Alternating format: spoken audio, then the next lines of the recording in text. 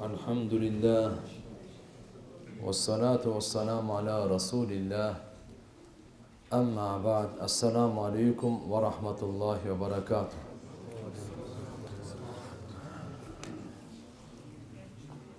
Урматтуу мусулман бир туугандар, баарыбыз бу дүйнөдө мусафирбыз.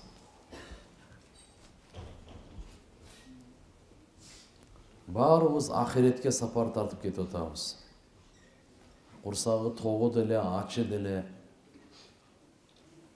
карысы деле, жашы деле, эркеги деле, аялы деле, шаардыгы деле, айылдыгы деле. Өмүрдүн шамы күн сайын өчүп баратат, азайып баратат. Биз бу дүйнөгө туруктуу, бу дүйнөгө түбөлүктүү калыш үчүн келген эмеспиз. Түбөлүктүү, туруктуу дүйнөгө даярданыш үчүн келгенбиз.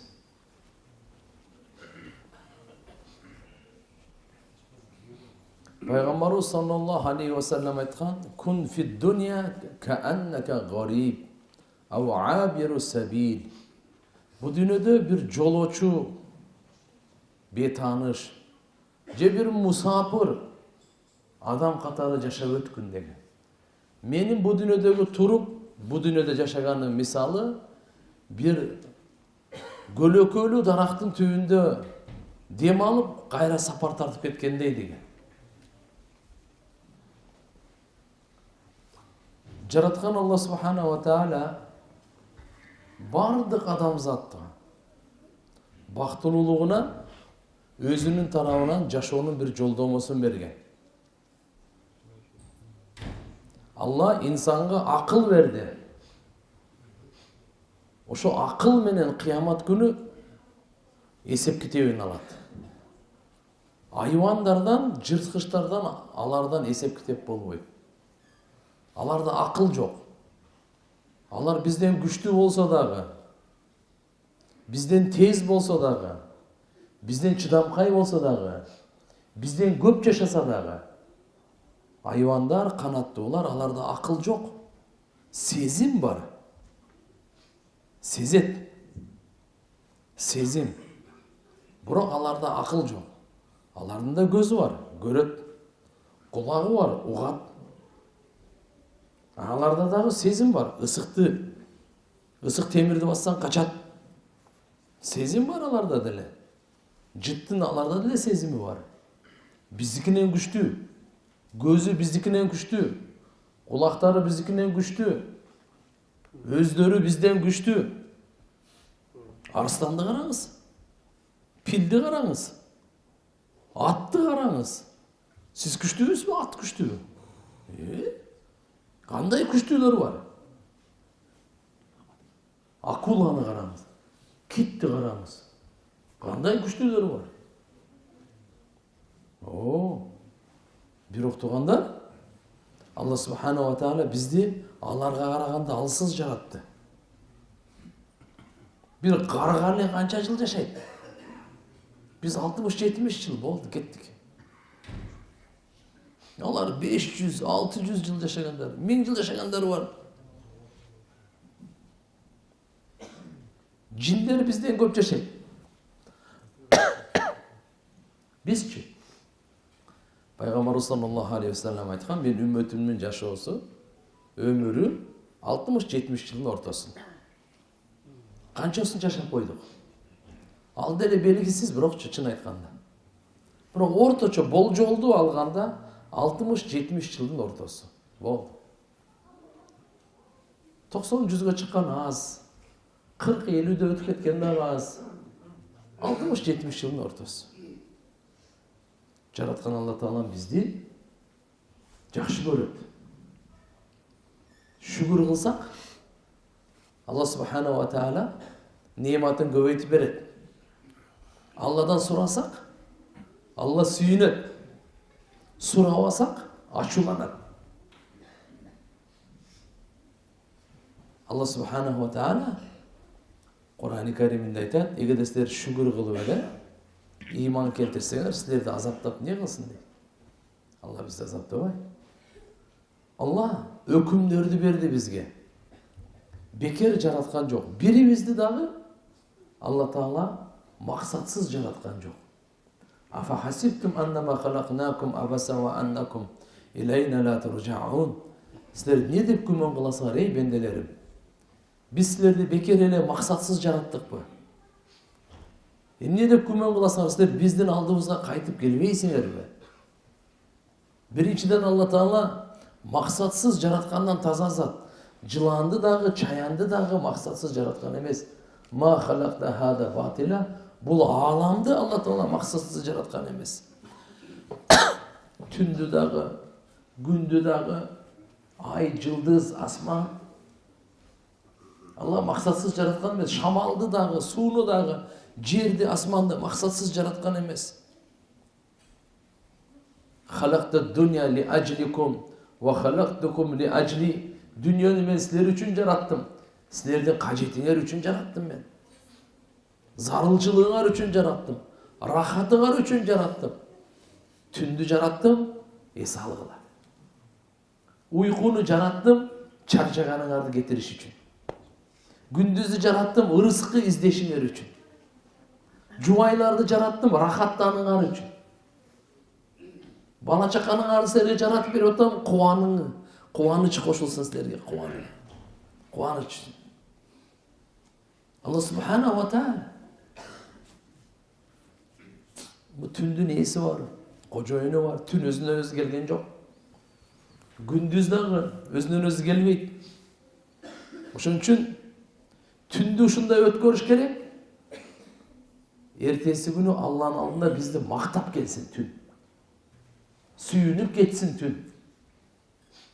Gündüzde ушундай күтүп алайлы, шүгүр менен. Бирок билип коюңуз. Мына күн сайын күндүз болуп атат го. Бизге келип атат ошо эле күндүз. Бирок кечеги эмес. Бул ар кандай шекилде, ар кандай сүрөттө жаңыланып келет. Чырайлуу болуп келет. Ар күнү окшобойт. Ошон үчүн ар бир күндү Ya Allah, bugün benim жашоомдо ушу күн бар экен. Жашоомдо ушу түн бар экен. Аллага шүгүр. Ушу түндү ибадат үчүн берди, күндүздү ибадат үчүн берди. Жакшы жашаш үчүн, дүйнөдөн пайдаланыш үчүн берди. Бирок чек койду бизге. Мына сенин огородуң бул жактан ашпа. Мына сенин жолуң бияктан чыкпа. Bunu senin ramkan bir yaktan çıkma. Sen adamsın. Uğurlukka ötmögün. Birinin ayalına, birinin kızına aram ak nikeng demes mi? Göz artmağın. Birinin mal mülküne göz taştamağın.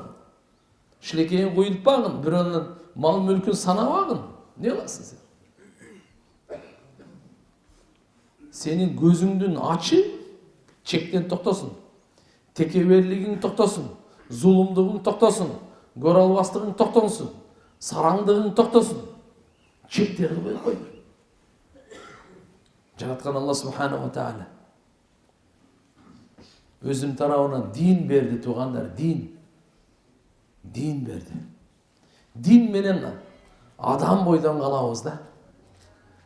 Дин жок болбаса адам жырткыч болуп кетет. Айван болуп кетет. Ошон динибиз менен туугандар, динибиз менен. Ошон үчүн эң биринчи ла илаха иллаллах Мухаммадур Расулуллах бүткүл дүйнөгө ушу менен таанылабыз, мусулманбыз деп. Африкага барсак дагы ла илаха иллаллах Мухаммадур Расулуллах. Америкага барсак да ла илаха иллаллах Мухаммадур Расулуллах. Ал жерде ким ла илаха иллаллах Мухаммадур Расулуллах десе, ушу биздин бир тууганыбыз. Кара болса дагы, тааныбасак дагы, каяк болса да. Ла илаха иллаллах бул аламдын жаны. Ла илаха иллаллах биздин денебизде жан бар го. Ошон үчүн келдик да мечитке. Ошон үчүн мен келдим сиздердин алдыңызда. Денебизде жан бар экен сүйлөп атабыз, угуп атабыз. Гүлүп атабыз. Түшүнүп атабыз, көрүп атабыз, сүйлөп атабыз. Денебизде жан бар экен. Адамдын денесинде качанга чейин жан болсо, ошого чейин баалуу болуп эсептелет. Керектүү болуп эсептелет. Пайдалуу болуп эсептелет. Денеден жан чыкканда пайдасыз, баасыз, кереги жок. Болду, эмне кереги бар эми? Эмне кереги бар эми анын? Ал көмбөй кое турган болсок, ал оору таркатат азыр. Өзүбүз да коркобуз, балдарыбыз да коркот. Өзүбүз да чочуйбуз, балдарыбыз да чочуйт. Адамдан жан чыккандан кийин ушундай болуп калат. Жаныңыз, жан бар денеңизде, сиз керексиз. Атага керексиз, апаңызга керексиз. Күйөө болсоңуз, аялыңыз болсо, күйөө аялыңызга керексиз. Бала чакаңыз болсо, бала чакаңызга керексиз. Бир туугандарыңыз болсо, бир тууганыңызга керексиз. Жан чыккандан кийин сиз керегиңиз жок. Сиздин керегиңиз жок. Бадыша болсоңуз, элге керексиз. Эл болсоңуз, бадышага керексиз. Жан чыккандан кийин керегиңиз жок.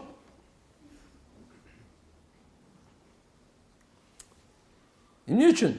Караңыз. Бизде качанга чейин жан бар го? Биздин баркыбыз, наркыбыз, баабыз бар да. Дайыма айтып жүрөм. Караңыз. Эгерде биздин азыр бүгүн биздин көзүбүзгө, башыбызга топурак таштаса, эмне бул күнөө болот? Урушуп кетебиз. Денеден жан чыгып кеткенден кийин эле ошол эле денеге топурак таштаса, күнөө болбойт, сооп болот. Чынтасызбы? Азыр таштаса болбойт. Денеден жан чыгып кеткенден кийин бизге топурак таштаса сүйүнүш керек. Шүгүр кылыш керек, рахмат айтыш керек. Топуракка келбей койсом эмне кыласың? Топурак таштабай койсом эмне кыласың? Сени көмбөй койсом эмне болосуң? Сен жерге көмбөй койсом эмне кыласың сен?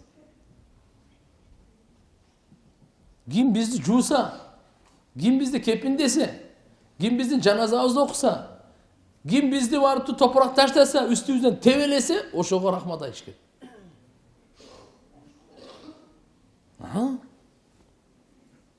Эмне үчүн? Бул жан үчүн, туугандар. Денеде жан барда башкача мамиле, денеде жан жокта башкача мамиле. Азыр биз бардык дененин рахаты менен жүрөбүз. Жанды эч качан ойлогон жерибиз жок. Дененин курсагын тойгозуш керек, ушул оорубасын, ушул ач калбасын, ушул үшүбөсүн. Ушу эс алсын, ушу жыргасын. Ушу менен эле убарабыз да. Бир жанды ойлоп, мен жаным эмне болуп атат өзү? Жанымдын азыгы эмне болду? Ойлонгон киши жок. Жаным нурланып атабы же карайып атабы? Нафсул мутмаиннабы, нафсу аммарабы? Мен кандай эмне болуп атат өзү? Эртеге кандай периште келет менин жаным алганга? Мусулман бир туугандар. Ар бирибиз өзүбүзгө суроо берейинчи. Эртеге менин жанымы алганга кандай периште келет? Туура жанды алганга жан алгыч малакул маут периште, бирок ал жалгыз эле эмес да. Бир секундасында канча деген адамдар өлөт. Анын аскерлери бар. Желдеттери бар. Жардамчылары бар. Жан алганга келген. Бирок билип коюңуз, кандай жан болсо ошондой периште болот. Бул не деген кеп? Жаныңыз канчалык нурлуу болсо, канчалык таза болсо, канчалык Куран, хадис менен сууланган болсо, сугарылган болсо, ошого жараша периште келет. Канчалык тоң моюн болсо, канчалык күнөөгө баткан болсо, канчалык Алладан узак болсо, канчалык Курандан узак болсо, канчалык динден узак болсо, канчалык пайгамбарыбыздан узак болсо, ошого жараша тоң моюн периштелер келет. Бардык адамга бирдей периште келбейт. Мен сизге айтып коеюн аны. Укпасаңыз угуп алыңыз, билбесеңиз билип алыңыз. Бардык адамзатка бирдей периште келбейт. Периштелер дагы бөлүнөт. Райымдуу периштелер, ташбоор периштелер, райымдуулуктар өзүнүн даражасы менен өтө райымдуу периштелер, бир аз райымдуу периштелер, ташбоор периштелер, өтө катуу ташбоор периштелер бөлүнөт булар дагы. Ошон үчүн айтылат, мына сөздү унутпайлы. Кандай жан, ошондой периште. Сиздин жаныңыз кандай болсо, ошондой периште келет. Ошон үчүн аз бизде шанс бар, убакыт бар.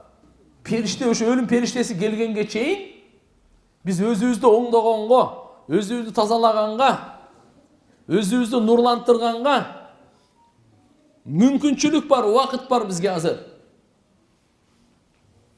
Günölөрдөн тооба кылайлы. Günölөрдү таштайлы.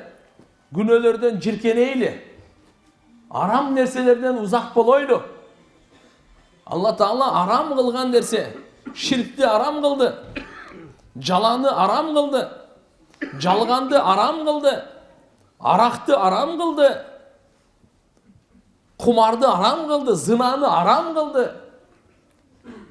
Алла Субханала Таала алдаганды арам кылды, зулумдукту арам кылды Алла Таала. Буларды таштайлы, арам нерселерди.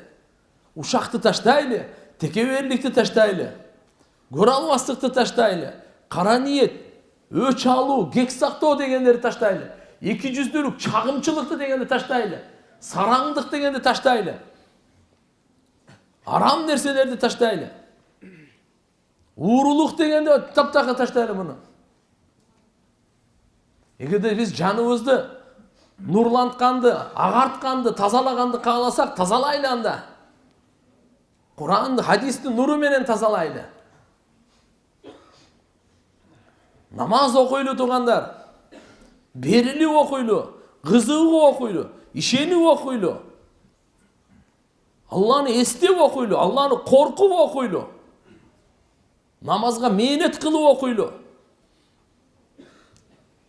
Намазды сүйүп окуйлу.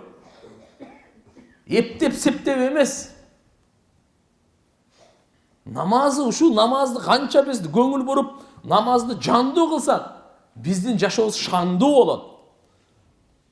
Биз канчалык намазыбыз жандуу болсо, ошончолук арамдан токтотот бул. Жалган сүйлөгөндөн токтотот. Таразадан алдаганды токтотот. Арамга басканды токтотот. Арам жегенди токтотот.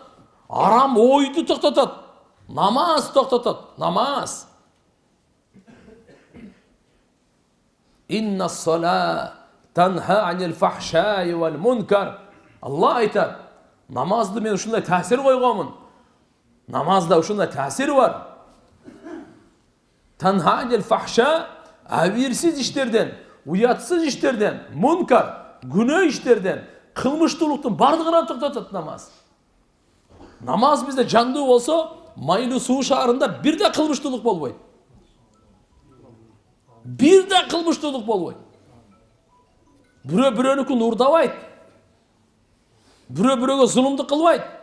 Бирөөнүн кызынын аберин төкпөйт. Бирөөнүн келинин жаман көз менен карабайт. Бейбечаралар ачкадан калбайт. Намаз келе турган болсо, бул зекетти да бердиртет. Орозо да карматат. Куран дагы окутат. Арам нерседен токтотот. Ата-энелерди какшатпайт. Эч качан.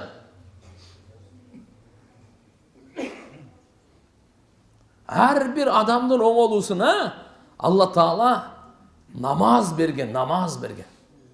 Кулдун дагы, падышанын дагы, эркектин дагы, аялдын дагы, байдын дагы, кембагалдын дагы оңолуусу намазда. Бирок намазды эптеп окугандай эмес. Эптеп септеп окуса деле бул окубагандан миллион эсе жакшы. Бирок анын таасири, анын пайдасы бу дүйнөдө ала албай калат ал.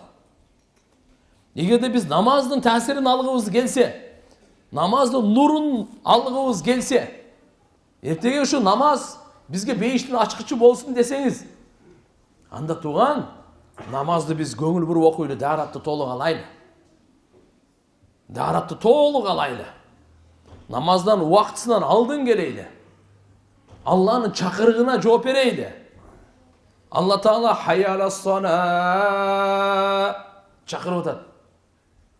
Үйдө жаткандар, дүкөндө отургандар, дыйканчылык кылып жаткандар, көчөдө басып жүргөндөр, футбол ойноп аткандар, келгиле намазга. Алла чакырып атат. Кичине кое туруңуз. Алланын чакырыгына баш ийесизби, баш ийбейсизби? Чакырып атат. Сизден алыш үчүн эмес, сизге бериш үчүн. Сизге бериш үчүн. Берекени каалайсызбы?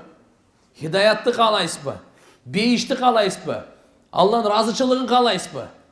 Ырыскыны каалайсызбы? Жакшылыкты каалайсызбы? Амандыкты каалайсызбы? Жеңишти каалайсызбы? Шайтандан сактанганды каалайсызбы? Хайя сола, намазга келиңиз. Хайя фалах, кутулууга келиңиз. Фалах мааниси эмне? Кутулуу. Дүниенің бактысыздыгынан кутулганды каалайсызбы? Кабырдын азабынан кутулганды каалайсызбы? Кабырдын караңгылыгынан кутулганды каалайсызбы? Махшардын кордугунан кутулганды каалайсызбы? Шермендечилигинен кутулганды каалайсызбы? Дозоктун отунан кутулганды каалайсызбы? Алланын газабынан, карынан кутулганды каалайсызбы? Түбөлүктүү бактысыздыктан кутулганды каалайсызбы? Келиңиз намазга. Кичине кое туруң, кайра барасыз. Алла Таала бизди карап атат. Бизге жегиле, ичкиле, нике кылгыла, бир аз жыргагыла деп буйрук берген. Бирок аркасынан буйрук берип атат. Буйрук бердим. Ушуну чакырып көрөйүнчү кайда болуп экен деп. Чакырып көрөйүнчү. Ырыскыны мен берем. Бул издегени менен мен берем, перзентти мен берем. Бирок чакырып көрөйүнчү, мага келеби, келбейби? Же дүниені беріп, кішіне қой бердім эле, арқасын қуған бойдан кетеби? Чакырайынчы. 5 уақыт намаз тарбия. Аллаға баш ийүүнүн, напсиге баш ийбөөнүн, напсини кармоонун, Алланын чакырыгына лаббай деп келгендин тарбиясы. Тарбия бул. Кур'ани Каримде аңчылык, охота, ит менен ошону адал кылган. Качан бир шарт итти кой бергенде бисмиллах, Аллаху акбар деп кой бересиз. Экинчиси ит үйрөтүлгөн болуш керек. Болбосо ит чочкодон кийинки экинчи нажас боюнча экинчи жаныбар. Ит мышыктан дагы, башкасынан дагы чочкодон кийинки эле экинчи орунда. Ушунун аңчылыгын бизге адал кылды Алла Таала. Не деп? Итти кой бердиңиз. Жолбарс кеттик. Ушунда барып жетейин деп калды коёнго. Жөн эле мына деп канча мээнет менен барды. 2 метр калды да жеткенге. Жолбарс кайт дедиңиз да. Кайтып келе калса, ушуну шарият үйрөтүлгөн деп айтат. Кайтпай урган бойдон барып баса калса, бул үйрөтүлгөн эмес бул. Бул өзүнүн напсисине кармады. Мен үчүн кармаган жок дейт шарият. Түшүндүңүзбү? Эми кармап келсе, ал адал эмес сизге. Азыр эми кармап келсе коёнду, ал сизге адал эмес. Бул өзүнүн напсисине, өзүнүн жүрөгүндөгү көрсө бул кызыкчылыгы бар экен да мага айтпай жүргөн.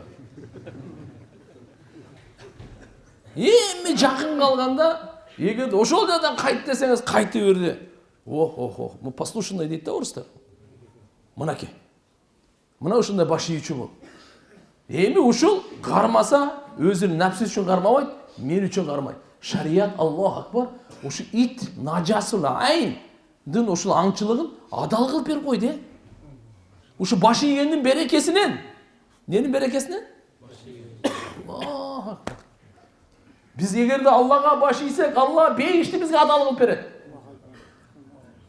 Дүние да биздики, ахирет да биздики. Мусулман, ач көзүң ач. Уйкудан ойгон, мусулман. Ойгонойлу биз. Каплеттин уйкусунан, надандыктын уйкусунан, бейкапарлыктын уйкусунан, риякөрлүктүн уйкусунан бөлүнүп, жарылып, өзүн мактап, башкаларды жамандап, арам нерседен уйкусунан ойгонойлу. Дүниеге батып, сиңип кеткенден ойгонойлу. Ахирет бар алдыда, бейиш тозок турат. Kabır turат sen beyiş tozak turup dursun. Kabırda meseleniz kандай olur? Kabırdağı mesele menen bütpeyt tuğan. Kabırdan turu degen var. Mahşarga baru degen var. Pilsurat degen var. Taraza degen var. Esep kitep degen var. Beyiş degen var. Tozak degen var. Allah'ın cariyası var. Allah. Ne degen aldıda aşular var. Kanday degen burunlar var. Siz tayarsız mı? Men tayarmın mı? Biz şunday sezilip kaldı. Bu dünya jaralgandan beri şu dünyada жүргөндөй болуп атабыз да. Андай эмес. Кече эле келгенбиz. Эртең эле кетебиz. Кече эле келгенбиz. Эртең эле кетебиz. Ойлобоңуз, биз кече миллиардты Алла Таалам алып кеткен. Bu dünyada men эле дебеңиз, siz келип кеткениңиз билинбей эле калат. Siz келдиңиз, келбедиңизби? Bir ушундай кели, ушундай кетейли. Allah sүйүнсүн, Allah разы болсун. Ушундай бендем келип кетти деп Allah периштелерге сыймыктансın. Ушундай кели, ушундай кетпейли. Allah'ın наалатына батып, Allah'ın каргышына батып, нааразычылыгына батып, шайтанды сүйүнүп, дозокко бара тургандагы бирөө мага кошулду деп кетип, ошондойлордон кетпейли. Эртең кыямат күнү айтат экен, Куранда Алла Таала айтат, шайтан. Алла Таала убада берген чын чыктыбы? Мен силерге убада бергеним кандай болду дейт. Ошондо шайтанды жемелегенде шайтан айтат экен, мени жемелебегиле. Күнөөнү мен кылдырттымбы? Мен сунуштадым, өзүңөр кабыл кылдыңар го. Бүгүн эми мени жемелейсиңер. Жемелебегиле мени. Бүгүн силер менден эмес, мен силерден эмес дейт экен. Мен силерге жөн эле чакырып даават кылып койдум, өзүңөр кабыл кылдыңар. Күнөөнү кылып алып, эми ана мага төңкөрөсүңөрбү? Өзүң кылып алып иштин бардыгын деп. Сен өзүң акылың менен кылдың да ошого. Акылың менен бардың ошону. Куран турса, Куран чакырып атса, Алла Таала чакырып атса, хайя ала сала, хайя фала. Ас-салату хайру минан наум. Уйкунун лаззатында, рахатында жаткандар, намаз уйкудан жакшыраак келе кой. Ким ошол уйкунун таттуулугун таштап, Алланын чакырыгына жооп берип намазга келсе, Алла Таала кабырдын уйкусун насип кылат ошого. Кабырдын рахатын насип кылат ага. Жаңы үйлөнгөн баладай рахаттанып жатат. Напсынын тарбиясы. Ошончо Алла Субхана ва Таала эрте менен чакырып атат, кел, сапка тургула. Тегиз тургула. Алла Таалага жүздөнүп, өзүңөрдүн кулчулугуңарды көрсөткүлө. Аллага кулчулугуңузду көрсөтүңүз. Намаз деген Алла Таалага кулчулукту көрсөтүү. Сиз Алланын кулусуз. Эми эгерде кабырга барганда эртеге сурайт сизде.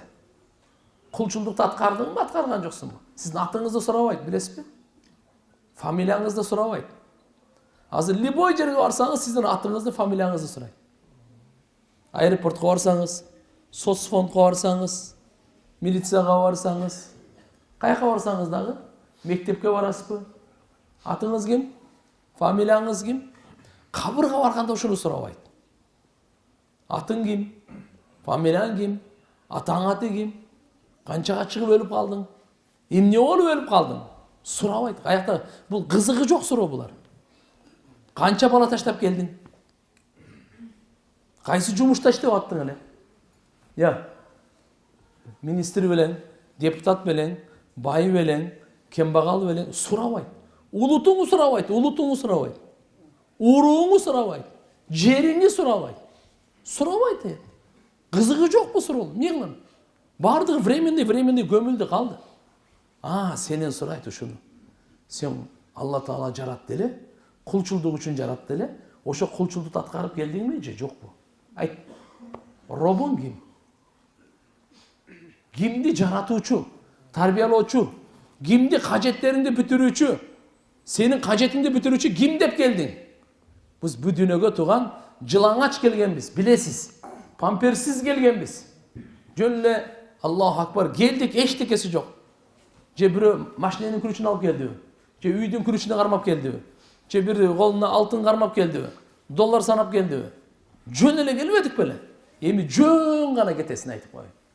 Ол кепил Кепин саңа жардам бербейт. Просто ушул исламдын тарабынан сизге сый. Уяттуу жериңиз көрүнбөсүн. Болса кепинге лайыктуу эмессиң. Кепинди исрап кылып, топуракка көмгөн өз кереги жок эле ошонучу. Анан көрөк бир пайдалууга бирөөгө берип койсо болот эле ошону. 3 метрде. Бирөө уяттуу жерин жашырып алат эле. Бирок ушу кабырга ушун таштап салды сен менен кошо. Ушу сага бир сый көрсөтүп, уяттуу жериң көрүнбөсүн. Эй, мына жактан көмүп аткандар сен уяттуу жериң көрмөсүн. Өлгөндө акыл жок, кетти. Ошондо да уяттуу жери шарият айтып атат жашырыла деп. Эми акылы бар кезде не чечинесиң, не? Акылың бар кезде кантип сен чечинип аласың? Жашырбайсың уяттуу жериңди. Аял болсоң, кыз болсоң, уяттуу жериң жашыр. Эркек болсоң, уяттуу жериң жашыр сен. Имандан кийинки эле биринчи фарыз уяттуу жерди жашыруу. Биринчи фарыз. Имандан кийин. Биздин динибиз уяттуулуктун дини. Биздин динибиз уятсыздыктын дини эмес. Ата-эне алдында уяла турган дин. Кыздарга чыпыйган шымдарды кийгизбегиле. Фигурасын чыгара турган, көкүрөгүн көрсөтө турган андай кийгизбегиле. Жухаларды кийгизбегиле, денеси засвечательно көрсөтө турган. Ал болбойт ал. Өзүнө дагы зыян, коомчулукка дагы зыян, башкаларга дагы зыян. Азыр фитнанын доору. Фитнанын доору. Кенен кийгизели, эркектер да кенен кийсин. Синтетика эмес, пакталуу нерселерди кийели.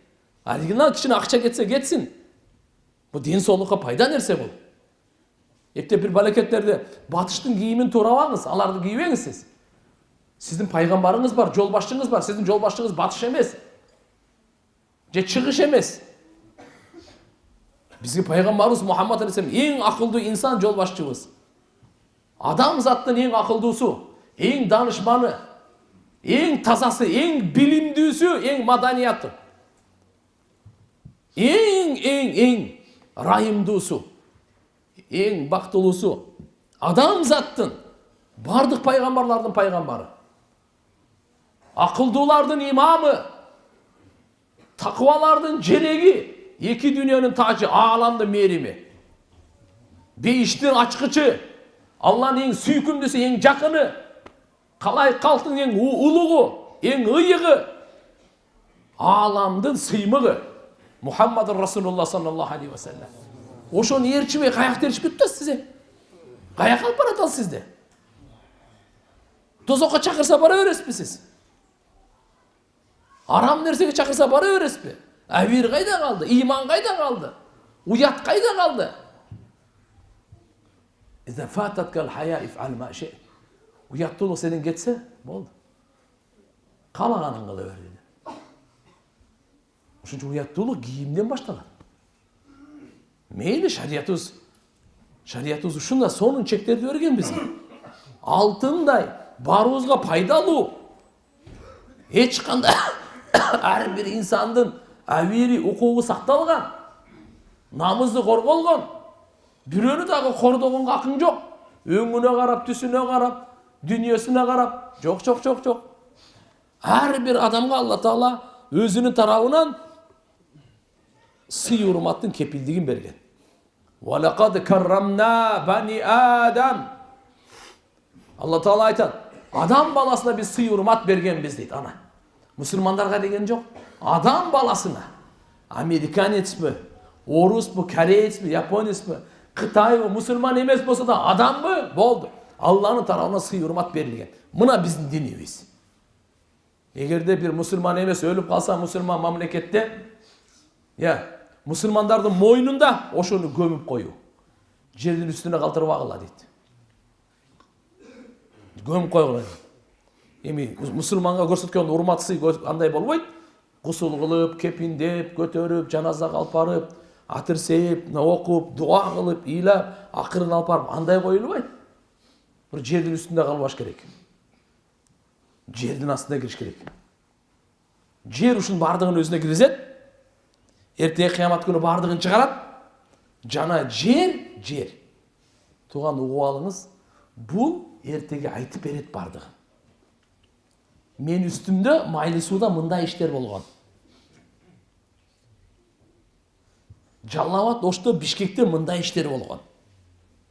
Мен азыр шам намазда окуган сүрөдө ида зулзилатил арду зилзалаха ва ахрajatil ardu asqalaha wa qala al insanu ma laha yawma idin tuhaddithu akhbaraha bi anna rabbaka awhalaha yawma idh yasduru an-nas ashtatan li yaraw a'malahum faman ya'mal mithqala dharratin khayran yara wa man ya'mal mithqala dharratin sharran yara.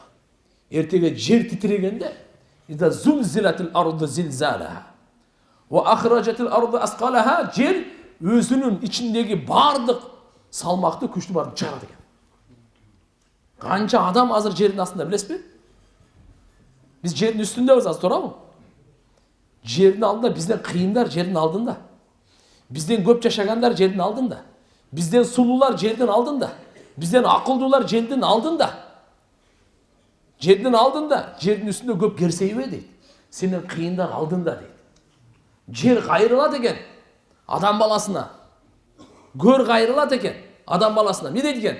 Мен үстүндө жүргөн адам баласы жакшына жүр. Жөн жүр. Биздин сөз менен айткан. Кутурбай жүр. Жөн жүр. Кучагыма келгенде ошондой мамиле көрөсүң дейт. Кучагыма келгенде. Кучагыма келгенде. Анткени мен дейткен, көр айтат экен. Караңгылыктын үйүмүн, коркунучтуктун үйүмүн, жалгыздыктын үйүмүн, курт кумурсканын үйүмүн 5 жолу жарыяңлат экен бир күндө. Эгерде жаман жүрсөң, ошого жараша болот дейт экен. Жер бардыгын көтөрөт, эртеге чыгарат ушунун бардыгын. Куранда Алла Таала айтып атат. Wa akhrajatil ardu asqalaha, салмагын чыгарат. Wa qala al insanu ma laha, адам баласы айтат экен, эмне болду бияга? Мурда мынча ошо дамыналар айтып жүрүшчү эле. Ошол болуп калыш окшойт бияга. Кайра тирилесиңер деп айтчу эле. Wa qala al insanu ma laha, инсан айтат экен, эмне болду? Таң калышту. Yawma idin tuhaddithu akhbaraha, ошол күнү жер сүйлөйт экен кабарын. Жер сүйлөйт экен. Тоолор, жер, кыскасы айтканда, сиз эмне кылдыңыз ошону сүйлөйт. Кайерде намаз окусаңыз, ошол жер сүйлөйт. Менин үстүмдө сажда кылган дейт. Кайсыл жерде зикир кылсаңыз, кайерде Куран окусаңыз, ошол жер сүйлөйт. Кайерде Кудай сактасын зына болсо, ошол жер сүйлөйт. Уурулук болсо, ошол жер сүйлөйт. Жер күбөлүк өтөт. Айтат бардыгы. Мен үстүмдөн зикир кылып өткөн, же мен үстүмдөн уурулук кылып качып өткөн, мен үстүмдөн арак ичкен бол, мындай кылган кандай деп. Жердин үстүндө кылып атасызбы же башка жакта? Бардыгын сүйлөйт жер. Yawma idin tuhaddithu akhbaraha bi anna rabbaka awhalaha. Ал өзүнөн өзүнө сүйлөй бербейт жер. Алла буйрук берет. Алла өкүм берет. Сүйлөгүндө анан сүйлөйт. Бардыгын айтып берет. Бардыгын айтып берет. Ошол күнү адамдар ар буруштан өздөрүнүн амалдарын көрүш үчүн ана келет ана. Ар бир адам, мен өзүмдүн амалымды көрөмүн. Сиз өзүңүздүн амалыңызды көрөсүз. Сиз өзүңүздүн амалыңызды көрөсүз. Атаңыз өзүнүн амалын көрөт. Апаңыз өзүнүн амалын көрөт. Аялыңыз өзүнүн амалын көрөт. Кызыңыз өзүнүн амалын көрөт. Уулуңуз өзүнүн амалын көрөт. Бардыгын өзүнүн амалын көрөт. Ар бир адамдын көрү өзүнчө, таразасы өзүнчө, Алланын алдында эсеп китеби өзүнчө. Ар ким өзүнүн амалын көрөт. Ким кыпындай жакшы иш кылса, анын собобун көрөт. Кыпындай күнөө иш кылса, анын азабын көрөт дейт Алла Таала. Ошон үчүн туугандар, келгиле, жакшы сөздөрдү сүйлөйлү, жакшы иштерди кылайлы, жакшы амалдарды кылайлы. Эртең кыямат жер.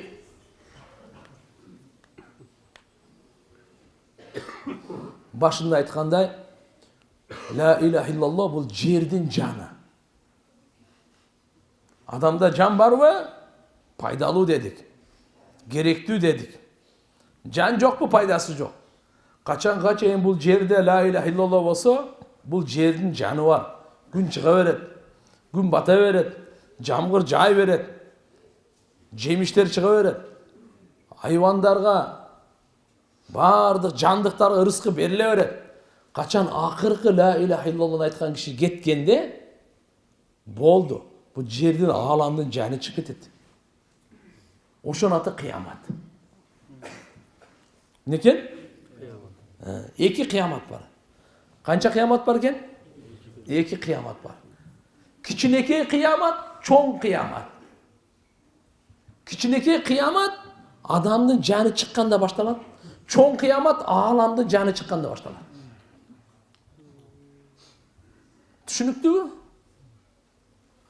Эки кыямат. Кичинекей кыямат качан башталат? Ар бир адам өлгөндө кыяматы башталды деген. Ар бир адам өлгөндө анын кыяматы башталды. Анын кыяматы башталды. Чоң кыямат бул ааламдан жан чыкканда. Ааламдан жан качан чыгат? Акыркы ла иляха иллаллах айтканда. Пайгамбар саллаллаху алейхи ва саллям айтты: "Ла тaqumу саа хатта юқал фил ард.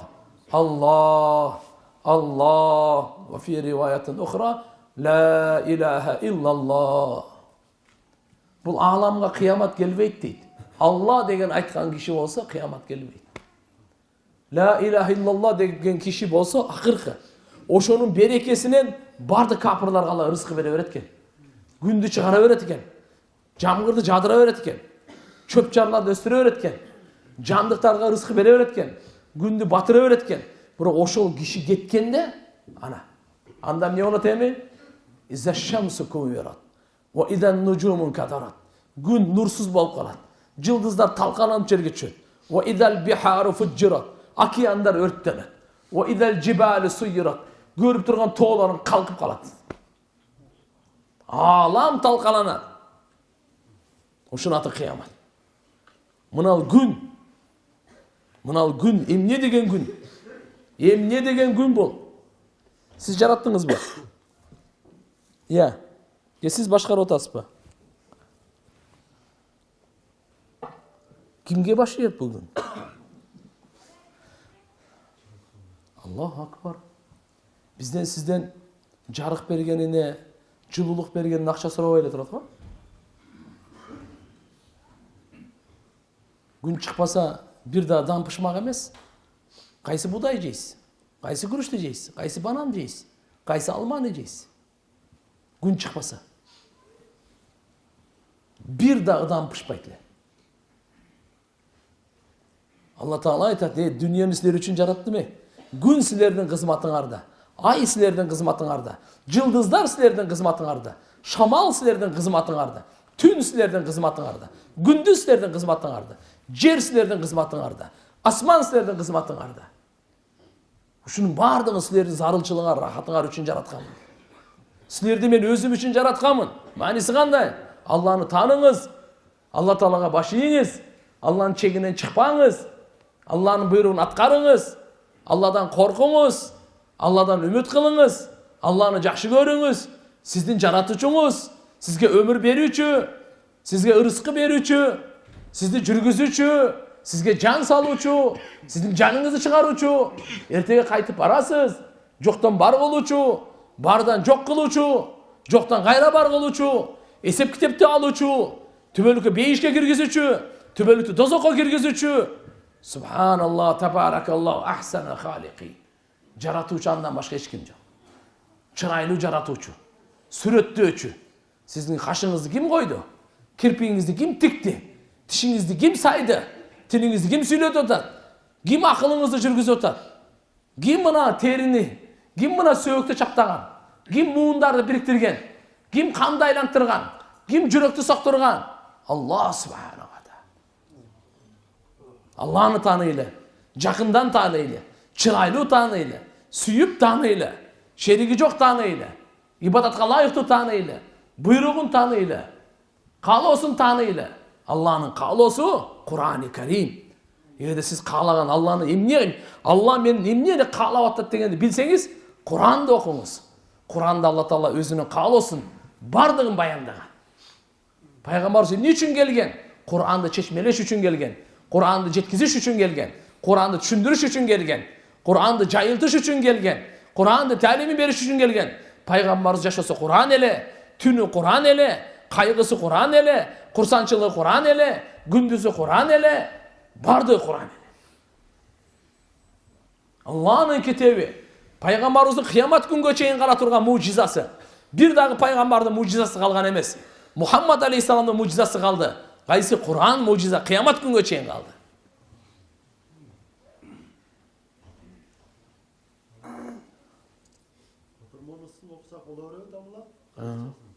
Жараткан Алла субханаху ва таала тугандар баарыбызга иман берсин.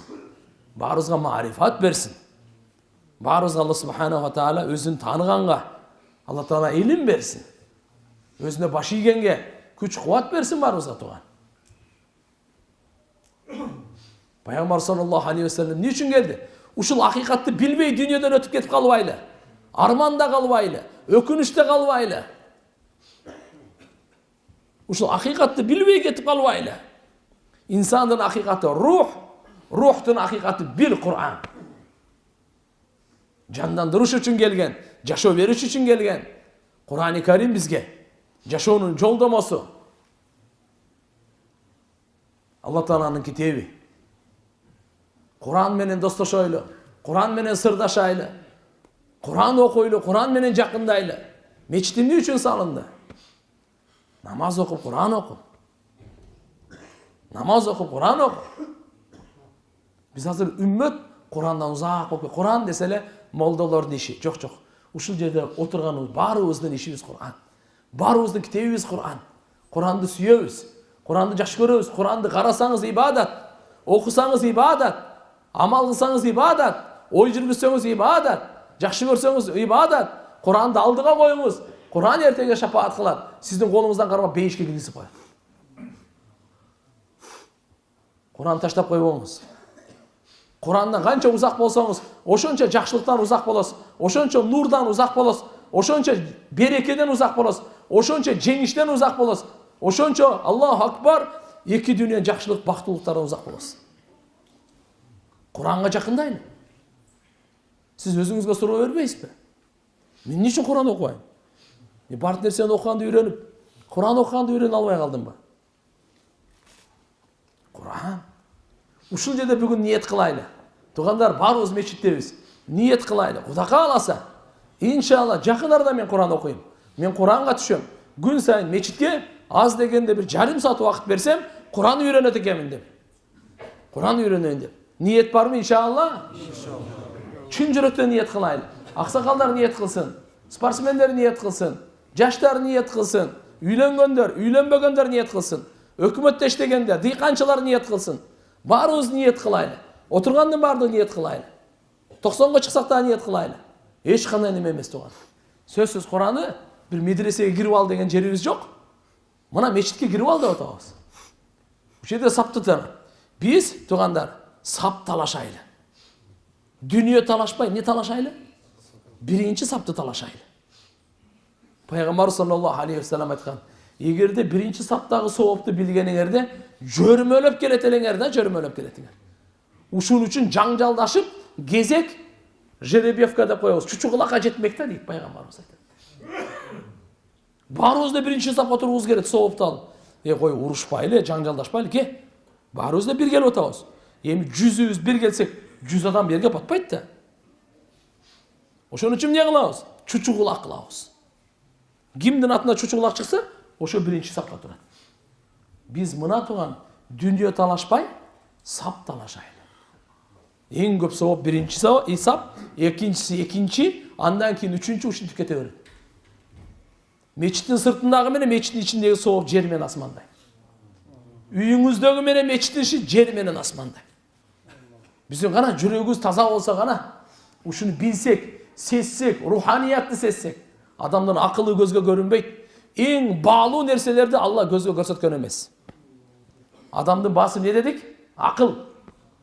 Акылды алып койсо, сиз никто. Миллиардер болсоң да никто. Сизге да $10 миллиард берейли, акылды бер. 10 миллиард доллар бересіз, ақыл алғанда 10 миллиардты қайда алып қоямыз да. Тура болды да, бұған не керек бар оны? 10 миллиард доллар не керек бар бұға? 10 миллиард долларды бердік дағы, ақылды бұл мейлі деп ақылды беріп алды. Ойлады да, ошо ақылы жоқ 10 миллиардта бір нәрсе қылам да ойлады оқшай. Мен иши жоқ, біз қайда алып қойғанды қайда. Ең баалуу ал көзгө көрінбейді тақсан. Ақыл көзден баалуу білесіз бе? Көзі көріп алды дағы, алхамда сахабалар бар. Құлақтан баалуу, тілден баалуу, қолдан баалуу, путтан баалуу, ақыл баалуу нәрсе бұл. Бүткіл дүниеден дағы баалуу. Көзге көрінбейді. Рух өте баалуу. Азырын айтып бердім, мен қайталабайын. Адамның жаны баалуу. Жан болмаса, қаяқтан келдіңіз сіз? Жан болмаса, қаяқтан қарап отырасың мен? Жан болмаса, қаяқтан сөйлеп отырсың сен? Аллаху акбар.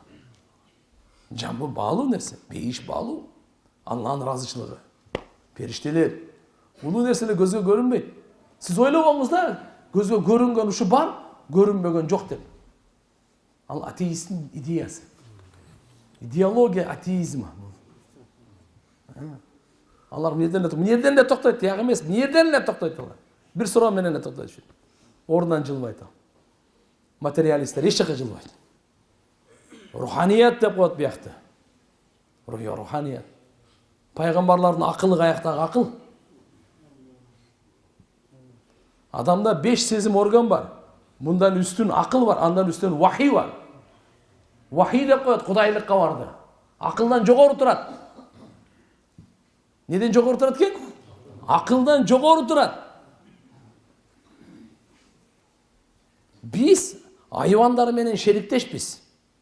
Көргенде, ұққанда, мақұл ба? Тил менен дағым тартып бір нәрсе жегенде, сезгенде, аларда да идрак бар, шуур бар. Даже чимели де бар.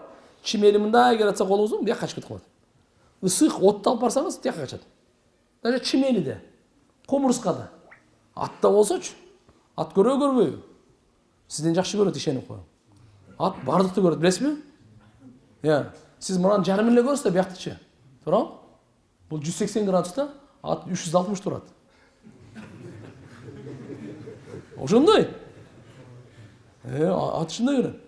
Сіз аз жердің үстінле көріп отасыз да, ат жердің астында көреді. Қандай? Қабырдың азабын пайғамбар саллаллаху алейхи ва саллям айтқан. Ат бұлар, оғат. Инсан менен жин ұқпайды. Пайғамбар саллаллаху алейхи ва саллям айтқан. Егерде деген, қабырдың азабын сіздерге уғыз қойғанымда, көмбей қоясыңар деп қорқам деген да. İnsan менен жинден башқасы барды қылғат екен. Иттерің, мышықтарың, аттар ошончун кеде үріккендер ошол. İnsan менен жинден башқасы бар. Бізге де пайғамбар саллаллаху алейхи ва саллям көрсетіп қоймақ, бирок көмбей қоят элек да. Аяқта страшный да. Қоянан көріп, епте бір үйде эле бір шкаф жасап эле, бір нерсе кылып эле, қағып багып. Құдай сақтасын. Қабір тамашасы жағайды. Туғаншылық жүрбейді, айерде коррупция жүрбейді айерде. Айерде муштум жүрбейді. Айерде иман жүреді. Айерде рух жүреді айерде. Туғандар. Мен дегеніңе бір саатқа қамап қойшы қабырға. Ал түрме емес ал. Ал жер башқа жер ал. Bir түн жатып шықшы бері. Тамаша жоқ ал жер. Пайғамбар саллаллаху алейхи ва саллям айтқан, қабырды сіздер үйіп қойған топырақ дебегіле. Бұл бейіштің бір бақшасы же дозоқтың чұқыры деген. Екеуінің біресі деген, бір көзіңөр көрбей таны деген. Мен не айтып әле? Бізде сезім органда аттары менен, айуандары менен шеріктешпіз. Алар қиын ұққандары бар. Ұзақтан ұғып қояды. Ұзақты көреді. Алар да қиын. Аларды жегені, төйлер тікенекті жейді. Сіз жей албайсыз тақсыраны. Жей аласыз ба? Қояқларым. Сіз 100 метровка Илбирс менен койып көрмөйлүбү бир сизди? Жо туурабы? Алар күчтүү. Алар үшөө этине кийинип алып жүрбөйбүзбү? Агайууларга кошпойчу эмне болот экен бул? Алар бардык жагынан сезим, бирок аларда акыл жок. Биз адамбыз, акыл барбы? Так, эми кара, акылдан жогору вахий бар, пайгамбарлар бар. Азыр адамдардан жогору булар. Кудайым Алла Таалам аларды өзү тандаган, ким пайгамбар болот? Бул шайланбайт. Бул ибадат менен болуп албайт. Бул Алла кимди тандап жиберсе, элчи кылып, ошол пайгамбар болот. Аларга вахий түшүрөт Алла Таала. Акылдан жогорку илимди түшүрөт. Акыл жетпеген, акыл токтогон жерден вахий башталат. Акыл токтогон жерден вахий башталат. Ошо вахийнин кабары пайгамбарыбыз айтып келген. Эң акыркы, толук бардык нерсени өзүнө камтыган. Кемчилдиги жок. Завершающий деп коет го, печати менен, мөөрү менен вахийни пайгамбарыбыз алып келген. Кур'ан-ы Карим. Ошо Кур'анды окуйлу деп чакырып атабыз. Пайгамбарыбыздын чакырыгын жеткирип атабыз. Келиңиздер мусулман бир туугандар. Убакытты кетирбейли. Жашоо өткөзбөйлү бекер. Саясат менен сасык саясатка киришпейли коюң. Текке кетет убактыңыздын бардыгы. Өкүнгөнүбүз пайдасы тийбейт. Анан көрөк, алхамдулилля, эң биринчи биздин күнүбүз Кур'ан менен башталсын. Эртең менен багымдатыбыз эмне менен башталсын? Соц тармак менен? Кур'ан менен башталсын. Интернет менен эмес. Эмне менен башталсын? Бирөө тарат ала эле телефон ачат. Кичи тарат алсаң биринчи. Тарат ал. Кур'ан окутса уйкусу келет. Интернетте алса уйкусу качат. Нак шайтандан мынау. Мешітке келсең уақыт жоқ, интернетке уақыт бар. Нақ шайтандан бұл.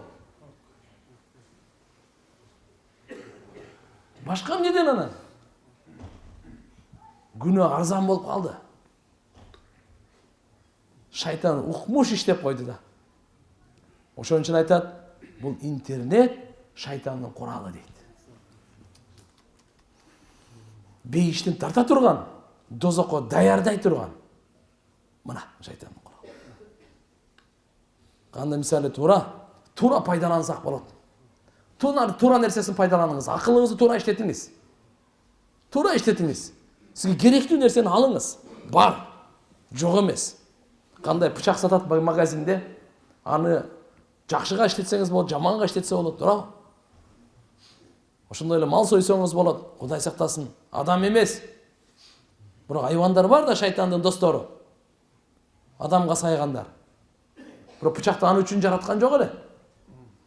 Ошо бир киши нампан туурасын деп, тияк-бияк картошка арчысын деп. Бирок сыноо экен. Мына интернетте ошондой. Пайдалуу нерсени алыңыз. Арам нерселерге кирбейин. Ошон үчүн биринчи токтоп туруп, багымдат бизде эмнеден башталсын? Курандан башталсын. Алланын китебин ачыңдагы, Алла бүгүнкү берген жашооңо шүгүр де. Пайгамбарыбыз багымдатта мындай дуа кылат эле.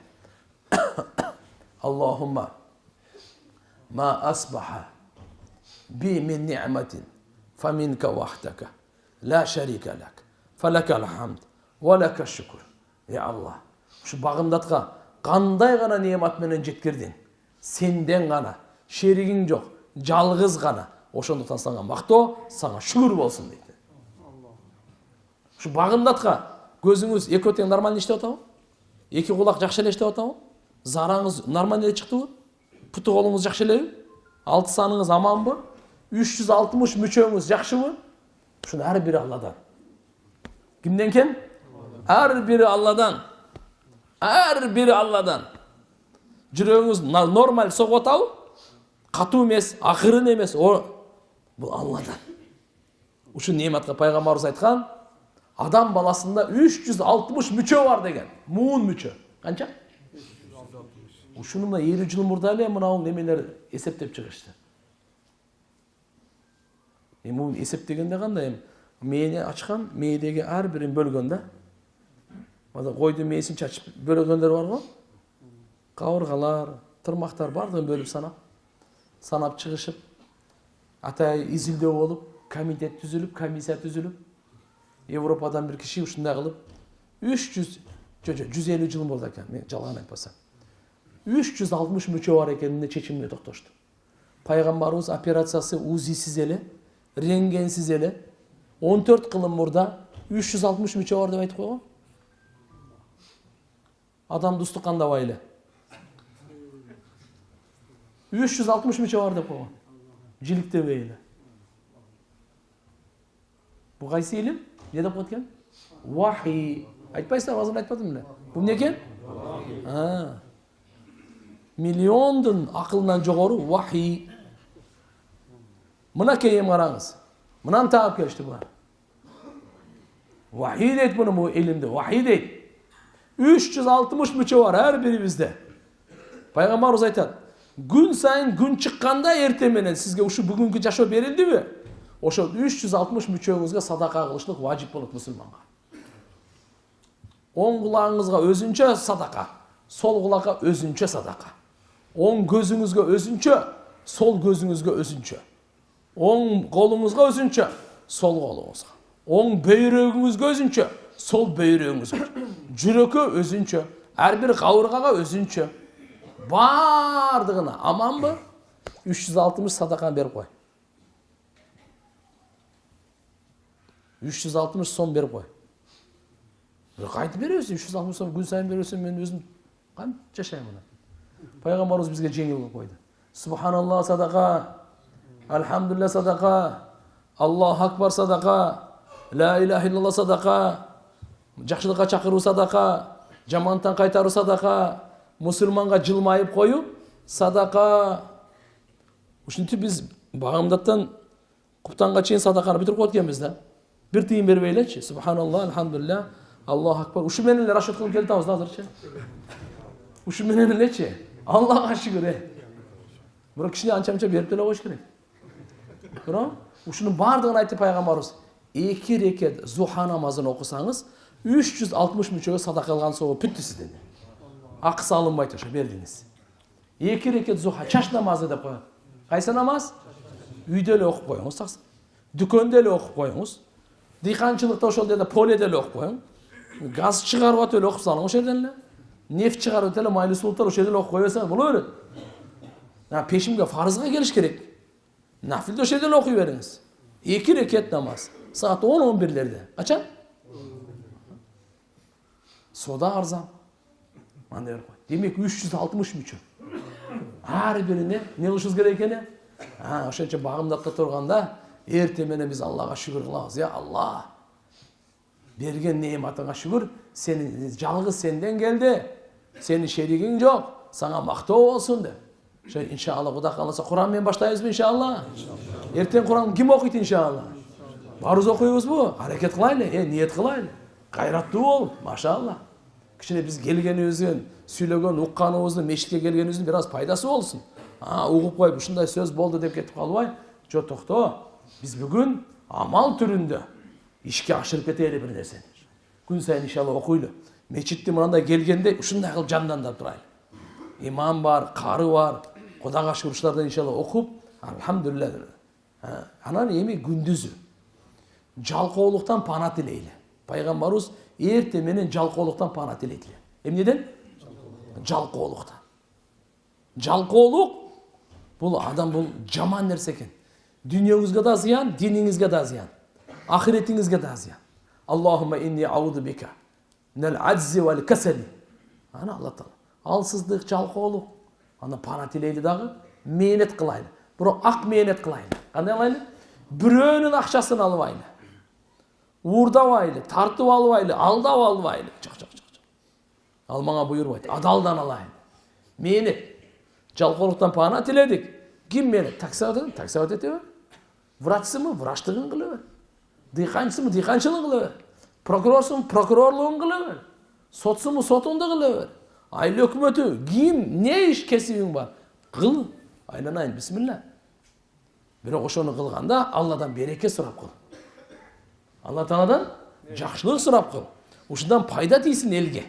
Элдин канын сорбой, элди алдабай, элден уурдабай, Альхамдулилля, сізден пайда жетсін. Пайда жетсін. Рызқыңызға Алла Тағала береке береді. Şu бағымдатта келдіңіздер ғой. Сұрадық, Алла Тағаладан дуа қылдық. Альхамдулилля, түшке шейін іштейміз. Қаншаға шейін? Түшке шейін. Түште Алла Тағаланың азанын айтады азырчы.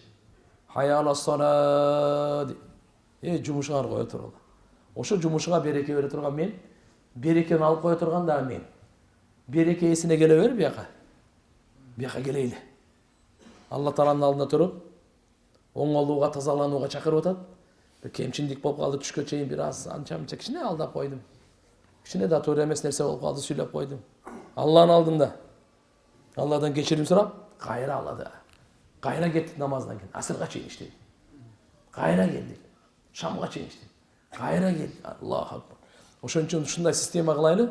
Үйдөн мечитке жумушка, жумуштан мечитке үйгө. Биздин үчүнчү жерибиз жок. Үйгө убакыт берейли. Жумушка убакыт берейли. Мечитке убакыт берейли. Мечитке убакыт берейли, үйгө убакыт берейли, жумушка убакыт берейли. Үчөөнү тең салмактуу алып кетейли. Мечиттикин дагы, жумуштукун дагы, үй бүлөлүк дагы, үй бүлөлүк турмушту дагы. Эмне үчүн ажырашуу көп болуп атат? Эмне үчүн тияктагыларга арам нерселер менен жеп атабыз? Эмне үчүн мечитке убакыт берип атабыз? Мечит эмне ушундай? Бул чиркөө эмес го, алар bir жумада bir жолу келе турган. Биздики андай эмес. Бизди bir күндө 5 жолу келе турган биздин мечитибиз биз. Биринчи хидаят мечитке түшөт, ырыскы мечитке түшөт, Алланын ыраазычылыгы мечитке түшөт, жакшылыгы мечитке түшөт, анан кийин таркайт. Ошон үчүн биринчи келип, бул жактан очоктон алыңыз, булактан алыңыз. Булактын суусун ичкен башка, агып барыпты булганган судан ичкен башка. Булакка келиңиз биринчи. Ошон үчүн иншалла бияк келейли. Мына жерде мечиттен колубузду үзбөйлү. Эртеге жаназабызды көтөрүп келгенде, рухубузду үстүнөн жолдоп коштоп келгенде, каяка алып келатат мени? Дебесин да? Каяка алып келатат мени дебесин? Будан башка жака деле бара албайт го биз. Бары келебиз биякачы. Бирок азыртан эле келип көнөйлү. Азыртан тааныш жерге келейли. Таза жерге келейли. Руханият жерге келейли. Алла разы болгон жерге келейли. Бардык пайгамбарлардын меркези борборуна келейли. Алла Таалам бере турган жерге келейли. Алладан ала турган жерге келейли. Бейишти сурай турган жерге келейли. Дозоктон пана тилей турган жерге келейли. Рухани азыктана турган жерге келейли. Рухани шипалана турган жерге келейли. Рухани тазалана турган жерге келейли. Жисмани дененин дагы ден соолугу, дененин да рахаты мечитте. Ор бильярдда, картада эмес. Ошон үчүн иншалла башка жака эмес, мейли футбол ойнойсуздар, мейли волейбол ойнойсуздар. Жаштарга жаса башка оюндар бар. Денеге пайдалуу, бирок бекер отуруп алып, нарда парда мына окшогон алып болбойт. Сиз денеңизге пайдалуу, рухуңузга пайдалуу иш кылыңыз. Дүйнөңүзгө, бала чакаңызга, элге пайдалуу иш кылыңыз. Ошон үчүн иншалла биз азыркындай кылайлы. Үйдөн мечитке, мечиттен жумушка, жумуштан мечитке, мечиттен үйгө, жумуштан мечитке келдиңиз. Мечитте машалла Куран, хадис, таалим, тарбия, дуа, каза намаздар, зикир, ибадат бардыгын кылып коюп, ушу нур менен үйгө барыңыз. Эми балдарды тарбиялайсыз, кыздарды тарбиялайсыз. Үйгө барасыз, жакшы болуп барасыз. Ар жерде тентип ар жерде калып кетпей, үйгө убактында барасыз. Тахажжудка туруп, үйдө келинчеңизди тургузасыз. Алла экөөңүздөрдөн тең разы болот. Экөөңүздөргө тең Алла Таалам райымын түшүрөт. Тахажжудка туруп, келинчеңизге дуа кылыңыз, келинчеңиз сизге дуа кылсын. Экөөңөр бирип ата-энеңерге дуа кылыңла, бала чакага дуа кылыңла. Ана көр, ана үйдү көр ана. Кандай ынтымак, кандай береке, кандай сүйүү, кандай урмат, кандай касиет, кандай Аллаху акбар баалуулуктарды көрө бересиз мына. Бирок үйдөгү мечиттеги нурду алып барайлы. Мечиттерди таквалыкты алып барайлы. Мечиттеги таалимди алып барайлы. Мечиттеги иманды алып барайлы. Каяка алып барайлы? Үйгө. О сиздин үйүңүз, сиздин рахаттана турган жериңиз, сиздин жашай турган жериңиз, сиздин бала чакаңыз тарбияла турган, ошондо өсө турган, өнүгө турган жер, ошол жака алып барат. Багымдаткан машалла, анан кийин акырын тахажжуд окуп, ысык чайды жакшынакай ичип, урсакты тоябазып, 1-4 күн болсо ороза кармап коем. Не кылып коем? Азыр альхамдулилля, мына кышкы сезон бар го. Ошону ганиматул барида деп коет. Ганиматул барида дегени бул салкындагы шанс. Соғып алғам дегендерге шанс. Себеп қандай екен? Күндізі сағат қысқа екен. Ысық қинала тұрған, чаңқай тұрған уақыт жоқ екен. Ораза қармайым дегендерге мына шанс та. Тахаджуд оқи тұрғандар мына. Азыр ұйықтай беріп ташап атасыздар ма? Тура ғой? 8-де күн шығып атау? Қаяққа барып мына. Альхамдулилля. Ошон үчүн иншалла мына ушул уақыт жакшылыкка ибадат кылып, жактага үйгө келип, үйгө бир мечитке келип, мечитте иштеп, то есть мечитте намаз окуп алып, жумушка барым. Жумушка кеч чыкпай барым. Ушул эми мечиттеги нурду, мечиттеги ахлак, кулук мүнөздү, мечиттеги ибадатты, Алла берген сөзүңүздү, көп сүйлөбөй көбүрөөк зикир кылганыңызды жумушка алып барың. Адилеттүү чечиңиз, адилеттүү караңыз, чын сүйлөңүз, алдабаңыз, базарга алып барыңыз. Мечиттин нурун базарга алып барыңыз. Мечиттин нурун гос иштерге алып барыңыз. Мечиттин нурун кайсы жумушта иштейсиз, ошого алып барың. Ошол жерге жакшы мусулман болуп иштеңиз. Мусулман болуп иштеңиз. Ибадатыңыз Мухаммадиче, мамилеңиз яхуди, жөөтчү болбосун да. Христианча болбосун. Айванча болбосун, шайтанча болбосун. Биздин ибадатыбыз мусулманча. Эми мамилебиз да ошондой болсун. Ошого үчүн бул жактан кайга барабыз? Аллаху акбар, жумушка барабыз. Түшкө чейин жумуш иштедиңиз, обедке чыгыш керек. Келиңиз мечитке. Таксыржан, келиңиз. Алладан дагы ошол жерде чогуу иштегендерге дуа кылыңыз. Чогуу иштегендерге береке каалаңыз. Мусулмандар. Алхамдулилля. Мынау иншалла тартипте биз жашообуздун ушундай тартибин салып алайлы. Күн сайын иншалла эртеби кеч зикир кылайлы. Астагфируллах ва атубу илейх 100 жолу. Канча? Астагфируллах ва атубу илейх 100 жолу. Жок, рахмат. Астагфир, айтыңыздар шана. Астагфируллаха. Астагфируллаха. Астагфируллаха ва атубу илейх. Астагфируллаха ва атубу илейх. Пайгамбарыбыз мен 100 жолу күн сайын тооба кылам деген. Bunun kasiyeti öte çok. Baldarga bereke, kızlarga bereke. Irıskıga bereke. Moldu jamgır, öz uçurunda jamgır. İstiğfar menen gelet. Baldar, mal, mülk. Agıp atkan dariyal. Sen emes, jakşınakay dariya. Öçöşkön jamgır emes, rahatlı jamgır. Bunun bardığı istiğfardan berekesine. Jeniş istiğfardan bolat. Peygamber sallallahu aleyhi ve sellem aytkan, "Man lazimal istiğfar Ja'alallahu min kulli hammin faraja ve min kulli dhiqin makhraja ve razaqahu min haythu la yahtasib." Kim istiğfardı bekem karmap жүрсө, Allah Taala bardıq kaygısından kutkarat деген. Kıcalatçılığın çok kılat Allah Taala. Kısılgandı keng kılat Allah Taala. Жүрегіңіз kısılıp отабы, ырыскыңыз kısılıp отабы, işiniz problemi olup отабы, istiğfar çeçet bunun bardıq. Жана Allah Taala ağa күмөн kılvagan jerinden ырыскысын жеткирет дейт. Кайсы жерден жеткирет? Күмөн кылбаган жерден. Мен буяктан келет деп ойлоп аттым, буяктан келип калды го. Мен дүкөндөн күтүп отурсам башка жактан келип калды. Нефт, газдан күтүп отурсаң башка жактан келип калды. Башка келет. Мына истигфардын берекеси. Ошон үчүн биз үй бүлөбүзгө дагы айтайлы. Өзүңүз биринчи баштаңыз. Эртең менен 100дү, кечинде 100дү таштабаңыз. Да бир айтайлычы, астагфируллах ва атубу илейх. Таштабайбыз иншалла. Оңой эле. Амал менен жашообуз нурланат. Бунун берекесин көрөсүз. Ахиретте көрөсүз кандай береке экен. Алла буйрук берген. Факул тастагфиру раббакум иннаху кана гаффара. Күнөөдөн кечирилип тургул чоң касиет. Мүнөзүбүздү оңдойлу туугандар. Пейлибизди оңдойлу, бирибизге болгон оюбузду оңдойлу. Жаман күмөндөн сактанайлы. Iyyakum ваздан fa inna zan akzabul hadis. Пайгамбар саллаллаху алейхи ва саллям айткан, жаман күмөн сүрөгөндөн сактан. Кимден? Аялыңды, бир тууганыңды, кошунаңды, досуңду, чоң иштешкен партнер.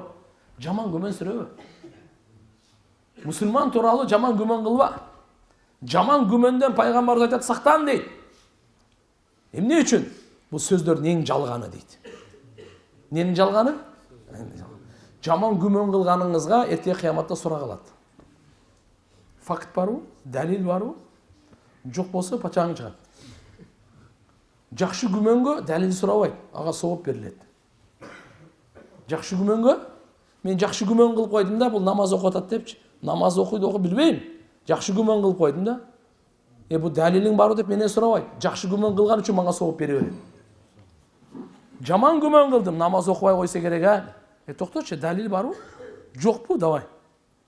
Мынандай туганда. Ошон үчүн пайгамбарыбыз айткан: "Зунну бил муъминина хайра." Момундар тууралуу жакшы күмөндө болгула деген. Эмне күмөндө? Бирибизге кичпейил болойлу. Бирибизди басмырлап, текеберленбейлі. Үстүбүздөн шылдыңдабайлы. Аркабыздан маскаралабайлы. Ат койбойлу, жаман ат койбойлу. Өзүнүн жакшы аты менен чакырайлы. Бизде ушундай адат бар. Жахилияттын адаты бар. Динсиздиктин адаты бар. Чанач, кодолек, дагы бир балакат.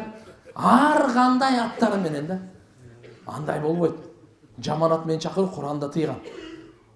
Алла тыйган. Адамга жака турган эң жакшы ат менен чакырыңыз.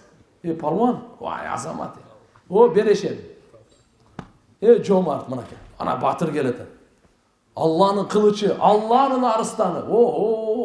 Жакшы аттар толтура. Издесең да. Эгерде мынаяң нормальный болсо жакшы ат чыгат. Мынаяң өлгөн болсо ошондой эле чыгат. Чын да. Казанда эмне болсо ошо чыгат да. Башка нерсе чыгат. Бул жакта жүрөктө эмне болсо ошо чыгат. Тилиңизден деле ошо чыгат. Көзүңүздөн деле ошо чыгат. Колуң бардык нерсе бул жакта эмнеңиз болсо ошо чыгат сиздики. Ошон үчүн идиш тазалайлы. Идишке келип аткандан ошо этияттайлы. Кулак аркылуу бул жак толот, билесизби? Музыка уга берсең, бияга өлдү да. Музыканы угсаң, жалган ушак саясат жүрөктө Алла Таала аны үчүн кулакты берген эмес сизге. Аны толтурбаңыз. Ошон үчүн бүгүн жүрөк жумшарбай калды. Куран окуганда эзилбей калды. Таасирленбей калды. Жүрөгүбүз катып калды, таш болуп калды. Биздин жүрөгкө караганда бир таштар жумшак болуп калды. Ошон үчүн иншалла карап туруп, бирибизге туугандар маскаралабайлы. Бул Алланын өкүмү. Жакшы сөз менен, жакшы күмөн менен. Коомчулук болгондон кийин ылдыйда болуп калат. Кемчилик кылып койду, төр эмес иш кылып койду. Акырын аны элдин арасында эмес, мындайда. Такса сизге жарашпайт. Атаңыз жакшы киши эле. Өзүңүз машалла, жүздүн нурланып турасыз. Бул болбойт эми, жалган сүйлөгөн. Мындай кылганы сиз таптакка туура эмес. Буну таштап коюңуз. Бирок адамдардын арасында эмес, жалгыз эле. Же болбосо буну чайга чакырыңыз. Чай ичкенче анан акырын баягы мен оюмча ошо сизге жарашпайт болчу депчи. Ушул жамандыктан тыя турган жолу бар да. Аны үчүн дуа кылып, акырын чакырып, жамандыктан калып калат. Бири-бирибизди алхамдулилlah эме кылып кордобойлу. Мусулманга бир тууган, бир денедей, бир имараттай пайгамбар саллаллаху алейхи вассалам айткан. Ошон үчүн мусулманды урматтаган, караңыз. Мусулмандын көңүлүн сындыргандан сактангыла деген, Кара, не дейт? Бир мусулмандын жүрөгүнө кубаныч киргизүү жер жүзүндөгү инсан жана жиндердин ибадатынан жакшыраак деген. Бир мусулмандын жүрөгүнө көңүлүн курсанчылык киргизүү.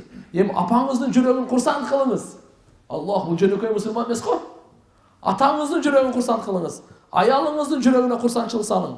Бала чакаңыздын, досторуңуздун жүрөгүнө сүйүнтүп коюңуз бир жакшынакай сөз айтып. Канча сооп аласыз? Afzal men ibadeti sakalayn, жер жүзүндө 8 миллиард адам бар, жиндер 4 эсе 10 эсе көп, ошончо сооп аласыз. Мусулманды курсант кылып эле жүрүш керек экен өзү. Кичинегеде кайга түшүп калсаң, кайгысын бөлүшүп коюң. Эчтеке болбойт. Кайрат кылың, сабыр кылың. Мындай ана. Мына мусулмандын акысы, жаназасына барып коелу. Ооруп калса зиярат кылайлы. Кичине ылдыйда болсо көз жумуп коелу, кечирип коелу. Бирөө менен мамилеңиз келишпейби, жылдызыңыз келишпейби, мамиле кылбайлы го. Бирок саламды таштабаң, дуаны таштабаң. Эмнени таштабаң? Салам, дуаны таштабаң. Ассаламу алейкум, ва алейкум ассалам. Жакшы, тынч болду, кеттим. Ал өзүнүн ишин кыла берсин, мен өзүм ишим кылам. Мен мамилең келишпейт го. Алар менен мамиле кылбайлы го. Бирок саламды таштаба, дуаны таштаба. Дуада ошо кадar чоң дуа кылып кой. Алла хидаят бер. Мага да хидаят бер, ага да хидаят бер. Өзүң разы бол. Ихластуулук болсун, даватка чыгып турайлы. Кайга чыгып турайлы? Бул аккан суу. Өзүбүз тазарабыз. Аккан сууда кандай? Арамы жоқ деп коет кыргыздар. Тазаланып турат. Башка любой нерсени тазалайт ошочу.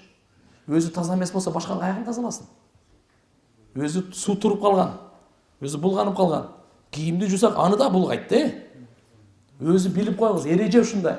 Өзү таза эмес болсо башканы тазалай албайт. Өзү таза болсо анан тазалайт. Аккан суу өзү таза, башкалар тазалайт. Даават аккан сууга окшош. Даават эмнеге окшош экен? Аккан сууга. Бизди да тазалайт. Кимге барсак, Ташкөмөргө бардык, Ноокенге бардык, Таласка бардык, Баткенге, Нарынга бардык. Аллаху акбар. Чүйгө бардык, Көлгө бардык, Ошко бардык. Өзүбүз да тазаланабыз 40 күнүн ичинде. Үммөт да тазаланат. 4 айдын ичинде өзүбүз тазаланабыз. Үммөт да тазаланат. Мечиттин чөйрөсүндө, ал базардын чөйрөсү эмес. Күн сайын алхамдулилла периштенин чөйрөсүндө, Алланын жолунда, Алланын аманатында, Алланын таваккелинде кандай касиет. Пайгамбар саллаллаху алейхи ва салламдан башка пайгамбар келбейт, билесиз да. Биз ишенебиз да. Анда кыямат күнгө чейин келе турган инсандарга мына 2 миллиард мусулман оңолуп, 6 миллиард капырга барыш керек да. Бир атанын балдары деп барышыбыз керек. Кучагыбызды жайыпчы. Бир атанын балдарыбыз да. Кандай экени? Бир атанын балдары. Капырлар биздин бир атабыздын балдары. Алар бизде мындай да инсандык бир тууганыбыз капырлар. Мусулмандар имандык бир тууганыбыз. Аларды ухува инсания, мусулмандарды ухува имания деп коет. Биз бирөөсүнө душман эмес экенбиз. Бир тууган экенбиз. Алар менен атабыз бир, энебиз бир экен. Инсанчылыкта бир тууган экенбиз. А мусулмандар менен иманчылыкта бир тууганбыз.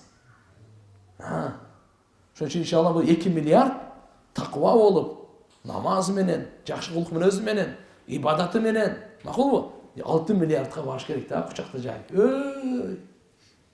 Биз силерге жакшылык каалаганды келдик. Жакшылыкты бергенге келдик.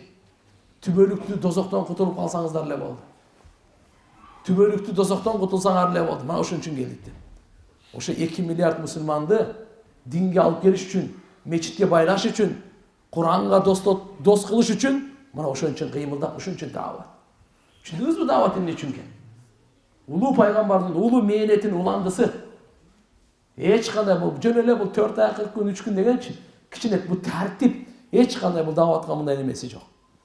Бул бизге окшогон иман алсыраган, дүйнөгө батып базардан чыкпай калган, адамдарга жашы өтүп медресеге бара албай калгандарга тартип эле. Атак өмүр бою. Мусулман өмүр бою мусулман. Иман өмүр бою иман. Ибадат өмүр бою ибадат. Даават өмүр бою даават. Биз өзүгө жакшылык каалаганды Аллага өмүр бою чакырабыз. Куранга өмүр бою чакырабыз. Бейишке өмүр бою чакырабыз. Пайгамбарыбыз өмүр бою чакырабыз. Жакшылыкка өмүр бою чакырабыз. Бул 4 ай эле чакырбайбыз да. Эмне үчүн анда 4 ай? Кичине үйрөнүп, өзүбүзгө келип алайлы деп. Бул өмүр максат кылып туруп ошончо. Мейли, ошол жерде кесип менен иштей берсин. Бирок өмүр бою иман менен кесипте иштесин. Өмүр бою исламда иштесин. Өмүр бою дыйканчы, өмүр бою соодагерсизби? Машаалла. Бирок иман менен соода кылыңыз. Ислам менен соода кылыңыз. Ибадат менен соода кылыңыз. Даават менен соода кылыңыз. Сиздин негизги максатыңыз ушул. Бул дүйнөгө келишиңиздин максаты ушул. Ордубузду билейли. Жоопкерчилигибизди билейли. Даражабызды билейли. Биз Мухаммад алейхиссаламдын үммөтүбүз. Биз мурунку пайгамбардын үммөтү эмеспиз. Жөнөкөй инсан эмеспиз биз. Биз пайгамбарыбыздын аманатын көтөргөн, желегин көтөргөн, пайгамбарыбыз Мухаммад алейхиссаламдын гамын көтөргөн, кыямат күнгө чейин келе турган инсандардын хидаятына себепчи боло турган адамбыз биз. Биз жөнөкөй адам эмеспиз биз. Алла Таалам тандаган үммөт бул. Тандалган үммөт бул. Тандалган үммөт. Эң мыкты үммөт. Эң Аллага жагымдуу үммөт. Эң жакшы үммөт. Пайгамбарлардын мээнетин уланта турган үммөт бул. Жөнөкөй үммөт эмес бул. Ошон үчүн бирок биздин өзүбүз мусулмандар өзүбүздүн максатыбызды унутуп калдык да. Ошон үчүн ошо биринчи өзүбүзгө келейли. Өзүбүздүн үйүбүздөгү өрттү өчүрүп, анан башканын үйүндөгү өрттү өчүрөйлү. Дозоктун эшиги үйүбүзгө келип калды. Буну жок кыла турган, кетире турган, бирибизге жакшылык каалай турган кыргыз өзбек, татар, тәжик, қазақ, ұйғыр, дүнген, бардық мұсылман. Біз барымыз ынтымаққа, уруларға бөлінбейлі, улуттарға бөлінбейлі, регионға бөлінбейлі,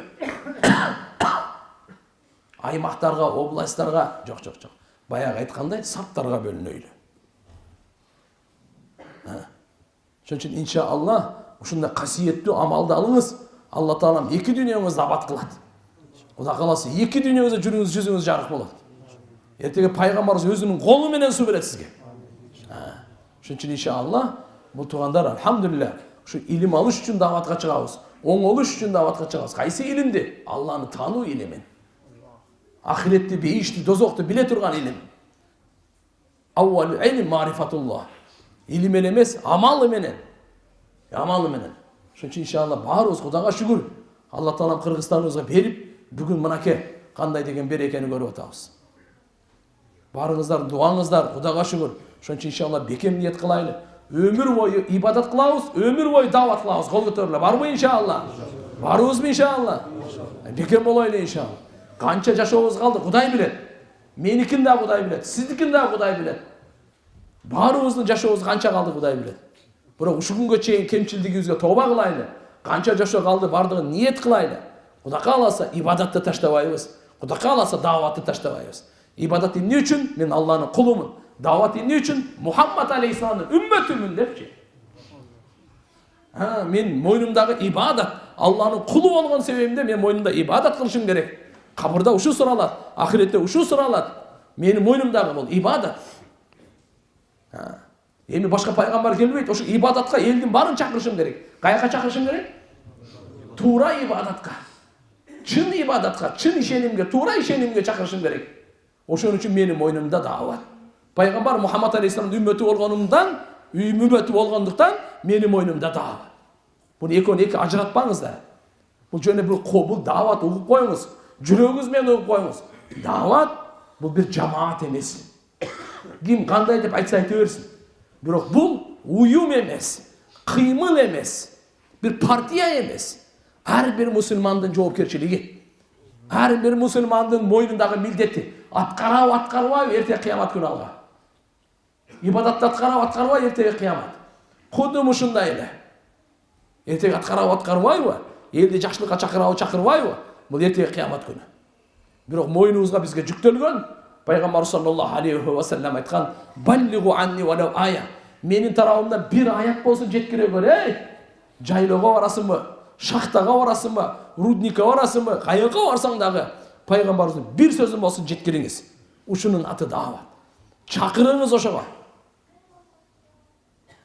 Ошон үчүн иншалла барыбыз ниет кылайлы.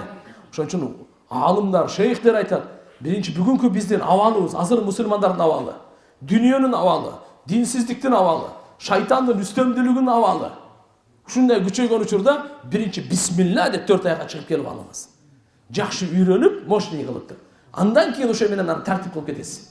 Кудайга шүгүр, 4 айда иншалла Алла Таала бизге далай 4 ай берген.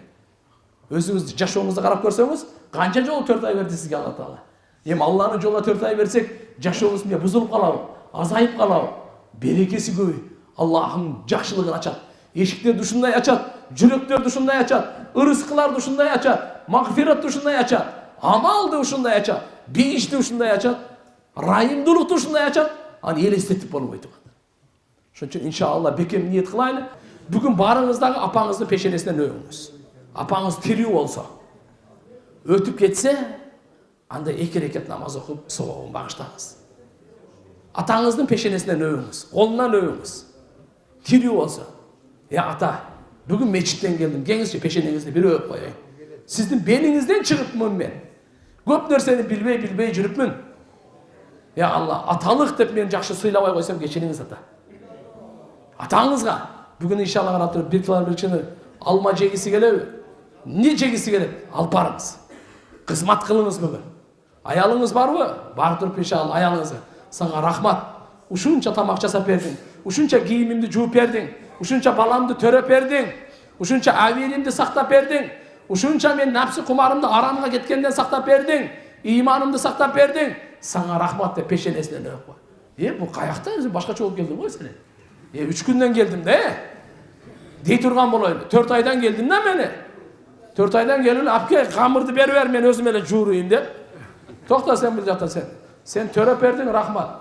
Baldarın tarbiyasını apke ber. Otundu beri ver. Gömürdü ver bardığında. İdişe aktap gömendelemen. Peygamber sallallahu aleyhi ve sellem qanday ele dep Ayşe'ne öze sıraganda Peygamber Ayşe'ne öze aytат, üydün bardıq işin de bar jardan beret ele deydi. Bardıq işin de jardan beret ele. Echkini özü sayt ele. Qamırdı juuruyt ele. Şıpırıp koyot ele. Bazardan mayda çüden alıp kelet ele. Giyimin özü tiget ele. Masısın özü tiget ele. Uşunun bardıq soğuktordu bugün biz ayallara verip koyup kur kaldık da soğuktordu. Ушуна кичине бөлүшүп койбойлубу? Кандай дейсиң? Же болбойбу майлысуулуктарга? Я. Атабыз майлысуулуктар только приказ берет экен дейт. Чынбы ушу? Алла разы болсун, тамаша. Үй бүлөнү сактайлы. Аял менен урушпайлы. Талак жаштарга айтайын, талак деген сөздү вообще айтпагыла. Сураныч Алла үчүн. Вообще айтпа. Урушуп кетсең балакет болсоң дагы айтпа. Анан көрүп телефонго чыгып биз сүйлөшөйлү. Ушунчалык эле иш жетип калса, анан кийин жолун айтабыз биз. Шариятта Алла разы болгон жол менен кантип ажырашыш керек. Анын бетин ары кылсын. Бирок сен андай кылып чечим чыгарба. Азыр токтой тур. Ачууңду бас. Эгерде урушуп кетсең аялың менен, урматтуу жаштар. Анда токтоп тур деп туруп, мен тарат алып келейин деп кетип кал. Пайгамбар саллаллаху алейхи ва саллям айткан, ачуулук бул адамдын ичиндеги чок. Ошон үчүн көзүң карасаң, көзү кызарып кеткен. Ачууланганда не болот экен? Тамыры шишип көзү кызарып кетет, ошол ичиндеги чок кайнап кетет. Ошону өчүрө турган дары алыш керек. Эмне кылыш керек экен? Болду, нормально, келип эми сүйлөшө. Эгерде дагы ачуулук кетпесе, душка түшүп келенде. Дагы келесиң, дагы сүйлөшөсүң анан, мында дагы кеткен жокпу? Пайгамбарыбыз айткан, ачууң келип атабы? Отур деген. Не деген? Отур. Отуруп сүйлөшөбүз катында, отур. Отуруп сүйлөшөйлү деген. Ачуу кеттиби, кеткен жокпу? Кете элек болсо пайгамбарыбыз жатсын деген. Не деген? Жат эми жан баштап, жатып алып урушкыла. Ушул жерде шайтан өлөт да. Ушул жерде шайтан ноль болот. Жатып алып уруш көрбөсүзбү? Пайгамбарчылык, нусха, кудайлык, береке, белек, ачууну кетире турган жолун айтып койду. Турган болсоң отургун, отурган болсоң не кылгын? Жаткын. Туруп уруш атасыңбы? Отургун. Отуруп уруш атасың, жаткын. Болду, бул үй бүлө ажырабайт. Шайтан буга вообще кире албайт. Бул башталганда эле отур дейт да, сразу отур сүйлөшөлү. Кетпей атабы, жат эми дейт да. Жатты, иш бүттү бардыгы. Туурабы? Муну каяктан анан келишпей урушуп, иш бүттү ошо ойдон. Шайтанды наразы кыласыңар, Алланы разы кыласыңар. Үйдө китеп окуңуз. Аз болса да жарым саат, 15 мүнөт фазаил амал, мунтахаб хадисте тандалган хадистер, Кур'ани Карим, алхамдулилля окуп, ошондой эле алхамдулилля пайгамбарыбыздын өмүр баяны, үйүңүздө диний кичине шкафчык кылып коюңуз, мындай. Кичинекей, эмне деп коет эле? Текче кылып коюңуз. Бир сизге үйгө конок келгенде, куда келгенде, мусулмандын үйүнө келген билип турсун да. Лениндин томдорун ырыткалай эми кайра. Кеткен ал качан эле, дагы эле коркуп коюп албай. Ал бардыгын тазалап. Жакшынакай өзүбүздүн алхамдулилля, жакшынакай бактылуу үй бүлө деген китеп, пайгамбар сүннөтү деген китептерди, эми жакшынакай ошо китептерди коюп, үйдө алхамдулилля чай ичкенче 10 мүнөт, 15 мүнөт окуп койгула. Периштелер түссүн, шайтандар качсын. Үйгө рахмат, Алланын мээримдүүлүгү жаасын. Кайсы үйдө таалим болсо, ал жерде периштелер корчоп алат. Ал жерге Алла Таала райымы, рахматы жайт. Шайтан качат. Үй бүлөдө ынтымак болот. Сиздин үй бүлөңүз ынтымак, бизге ошо керек. Сиздин үй бүлөңүздөгү келишим, тынч, мээримдүүлүк, бактылуулук ошо керек. Аялыңызды жакшы көрүң, аялыңыз сизди жакшы көрсүн, чогулуп алып бактылан баладан жакшы көрүлө, ата-энеге эң чырайлуу кызмат кылгыла, эң чырайлуу сөздү, эң чырайлуу тамакты, эң чырайлуу кийимди, эң чырайлуу кызматты ата-энеге бергиле. Валил валидайни ихсана. Кур'анда Алла Таала айтып койду. Болду. Мына ушуга келиш үчүн кичине ыйманды иштеп коюш керек. Ошого алхамдулилла кайра 4 ай, 40 күн, 3 күн деп айтып атканыбыз ошол. Бул иншалла бир тартип үчүн баарыңыздардан Алла разы болсун. Биздин жүрөгүбүз курсант болду. Биз сүйүндүк, алхамдулилла. Чын айтсам өзүмө жеке мына ушунча алхамдулилля 4 айга 7 жамаат бергениңиздер майлы судан аябай сүйүндүм. 40 күндөр баарыңыздарына 3 күнгө ниет кылган, үйдөгү таалимдерди ниет кылган, алхамдулилля бул кубаныч. Мусулмандын курсанчылыгы ар бириң $1 миллион бергенде эмес, ар бириң Аллахтын жолуна чыкканда. Мусулмандын курсанчылыгы ушу. Ахиретибиз үчүн бирибизге Кудай кааласа, дүйнөбүз кем болбойт. Кудай кааласа ишенип коюң. Алхамдулилля бул кор болуп келет дүйнө. Кор болуп келет, оңой болуп келет. Эч качан узакка барбайт. Ошон үчүн иншалла таалам кабыл кылсын.